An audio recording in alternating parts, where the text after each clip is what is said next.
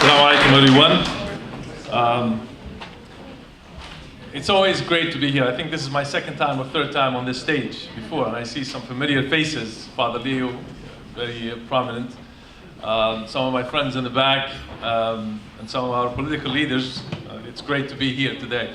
So they gave me this easy task about talking about Sharia and Sharia law, and talk about some of the misconception about it.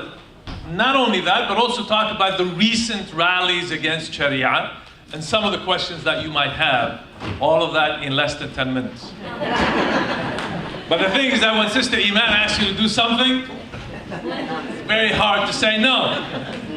So I said yes, but I'm going to try to use these couple of minutes because I know some of my Muslim friends are looking at the clock and like, dude, you got to hurry up. Dinner, coffee is ready downstairs. But here's the thing. In a nutshell, if you really want to know what Sharia is, most of you, either Christian or Jew or other faith traditions, or maybe you're not particularly following any faith tradition.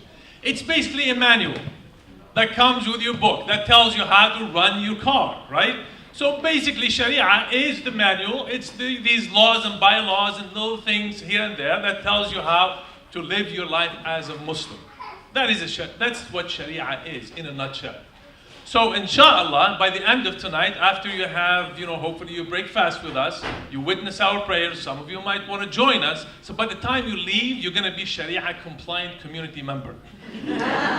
So you actually might be a problem for some of these Islamophobes who decided about a week ago to hold rallies, and they did this across the nation. So there was about 30 rallies, about 30, 25, 30.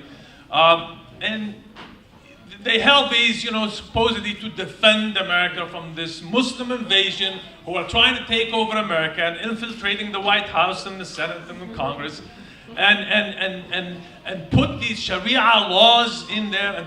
And so the thing is that when you hear it, and sometimes I tune in the radio to listen to some of these talking about Sharia, I get scared of Sharia too. And I'm a Muslim thinking that I'm following Sharia every day of my life.